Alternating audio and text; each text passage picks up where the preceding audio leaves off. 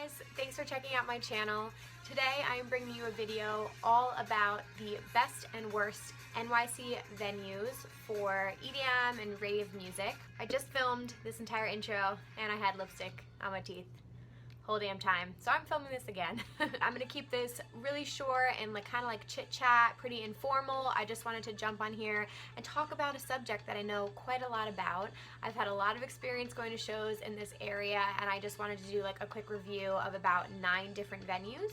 So if that's something you're interested in learning about, if these are places that you might be visiting in the future, then please keep watching. And don't forget to hit that subscribe button to join the fam. I post videos every Sunday, so you have some new content to look forward to. And don't forget, you can also follow me on Instagram at Emma Capotis and on Snapchat at Hey There Emma. I am going to be going on vacation in the next week, so I'm trying to pre-record a couple things so that I don't miss any weekends for you guys. I really appreciate you watching and commenting and just being supportive of this, so thank you guys so much for checking out my channel. I'm also going to be doing a rating system. I'm going to be using the headphone emojis from 1 to 5 to kind of give a little bit of a fun rating on each of these venues. Again, everything in this video is my opinion based on my experiences at these places, so it's totally fair that you might feel differently, but I'm just going to speak my truth and tell you how I feel about these places. Okay, so to start this off, I gotta go with my favorite venue right now, which is Output in Brooklyn, New York. If you are a music lover and you are in this area, you cannot miss the opportunity to see a show at this venue. It is fucking awesome. I actually just went for the first time this summer. I know, laugh it up. People have known about this for years and I just found out about it, but I am on the train and I'm loving it. Really cool venue that's got both a rooftop and a pretty big indoor club. It's 2 different floors, so you can kind of stand on the second floor if that's something you're into and overlook the dance floor. They've got bars up there and there's access to the roof. And then on the main floor, it's a pretty big dance floor space. There's, again, bars down there. It's a lot of fog. It's definitely dark. They've got lighting that's pretty cool. The sound system is incredible. Output usually picks a lot more kind of underground or house, kind of techno vibes. It's usually people that I haven't heard of as many of the time, so I'll go there to see somebody new. But I mean, they've had Flosstradamus played there the other week, which was unreal. I know Audience playing there. I've seen Nicole Mudaber there. So they have some really big names that come through, but I highly recommend that venue. It's my favorite at the moment. They don't let you take any pictures and videos, I know, because I've gotten in trouble several times, but I just think that's so cool. There's no guest list, there's no VIP or table service. It's kind of like a come-as-you-are vibe. People range from casual to a little bit more dressed up.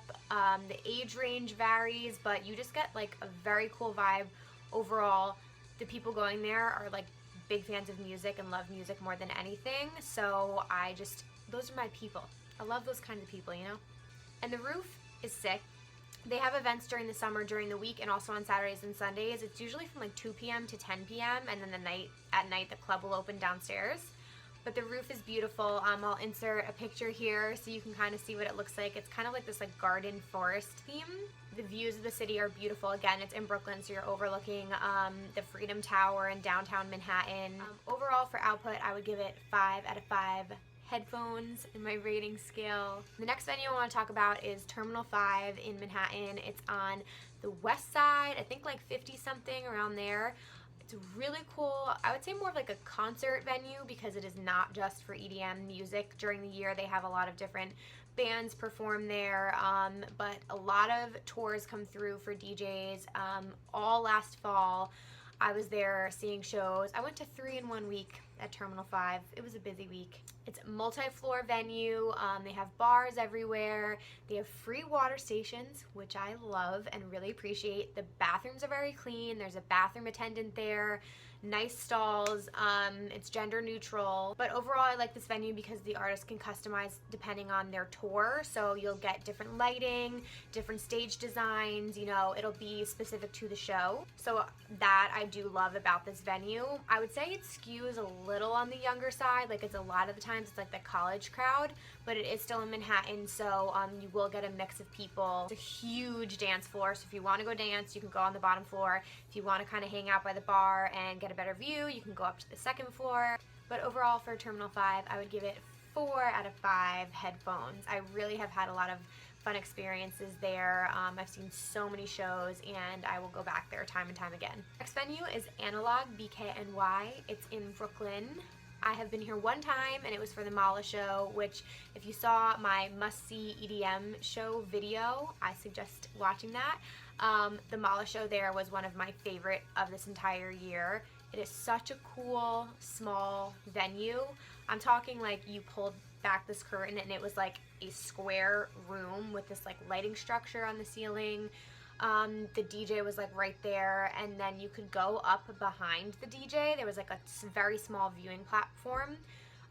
So if you like a small, dark, kind of clubby atmosphere, I would suggest this. There were 2 bars on either side of the stage. If there's an artist that you want to see and they're playing there, I would highly recommend it. It was like dark and sweaty. The sound was great. I really liked how they used the space that they had. So I would probably give this place 4 out of 5 headphones. Next up is House of Yes in Brooklyn. This venue was really cool, I have to say. I went for a Midsummer Night's Dream party and it kind of blew me away. I was a little surprised. They usually have very, very themed parties. I mean, you go all out. Like, the costumes are a must. They are no joke. They had a costume truck outside the venue when you to go in.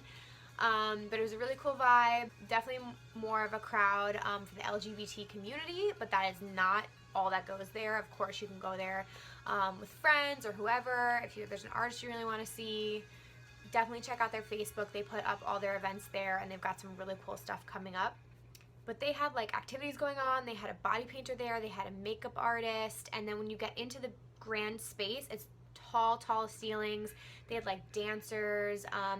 We actually went up on stage behind the DJ and danced because they had a very small raised platform that they monitored who went up there.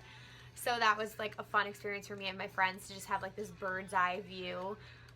So I would give House of Yes 4 out of 5 headphones as well. I really had fun there. Just the overall atmosphere was really cool. Next up is Flash Factory, which is in Manhattan. This is a cool venue as well. I would say out of this whole list, the sound system in here might be the best. I mean, it is loud. My ears were ringing for 3 days after I went here. I saw Diplo here and I saw A-Trak here. It's on the smaller side.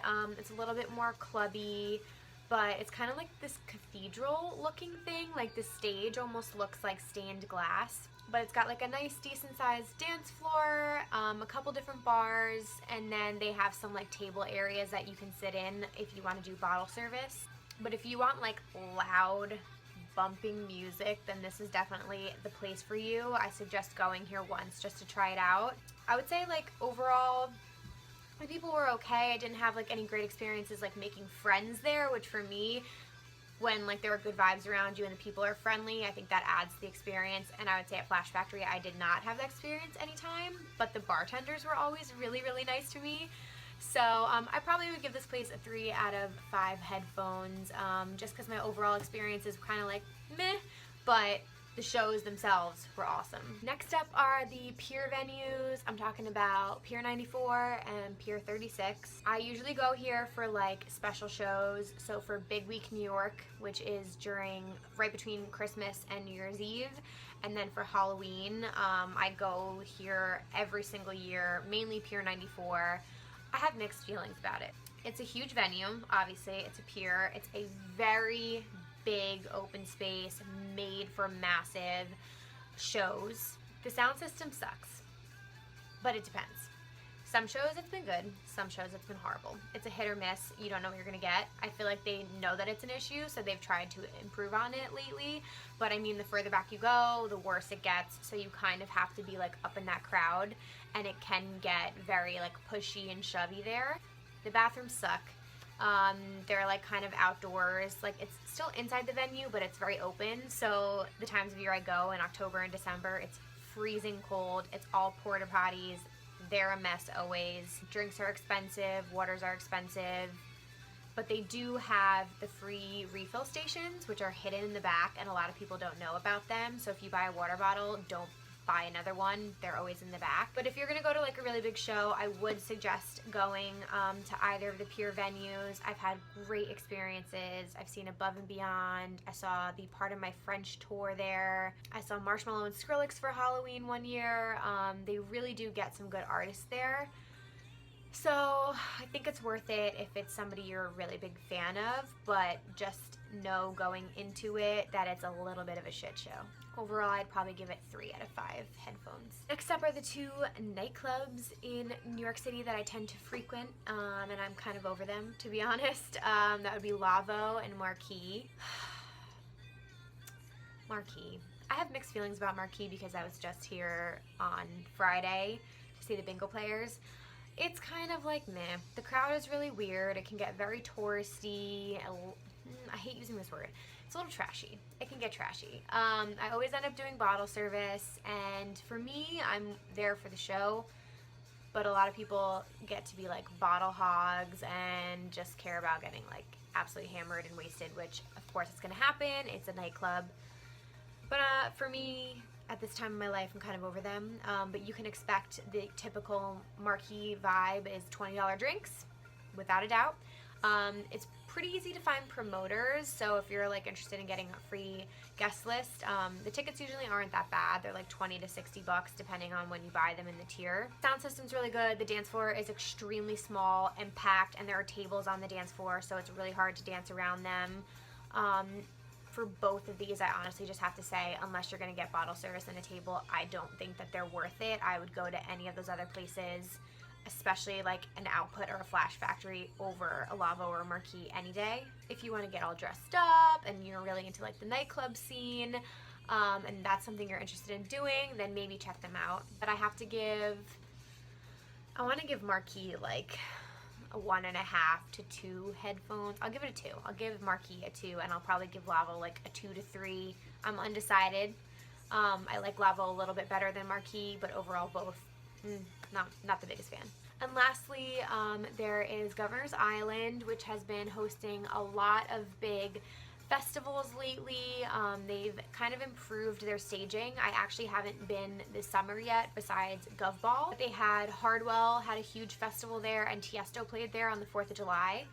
And from what I've heard, the new stage was incredible. They kind of redid where they had it, so it's more of like a music festival atmosphere. I went last year for Hell Deep Island, which was Oliver Heldens' record labels show, and it was so much fun.